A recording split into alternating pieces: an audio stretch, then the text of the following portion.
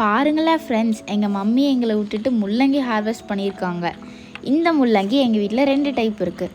ஒன்று இந்த white radish, இன்னொன்று ரெட் ரேடிஷ். இந்த செடிக்கு மண் ரொம்ப லூஸாக இருக்கணும். ஏன்னா மண்ணில் வளர்கிற கிழங்கு மற்றும் காய் வகைகளுக்கு மண் ரொம்ப லூஸாக தான் இருக்கணும். அப்படி லூஸாக இருந்தால் தான் அந்த காயோ இல்லை கிழங்கோ நல்லா வளரும்.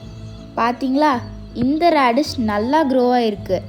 இந்த க்ரோ பேக்லேயே இன்னொரு ரேடிஷ் இருக்குது இல்லை, அதை நானும் என் தங்கச்சியும் நெக்ஸ்ட் வீக் ஹார்வெஸ்ட் பண்ணலான்னு இருக்கோம். முள்ளங்கியை கரெக்டான டைமில் ஹார்வெஸ்ட் பண்ணிடணும். அப்படி ஹார்வெஸ்ட் பண்ணலனா அந்த டோட்டல் முள்ளங்கியே வேஸ்ட்டாகி போயிடும்.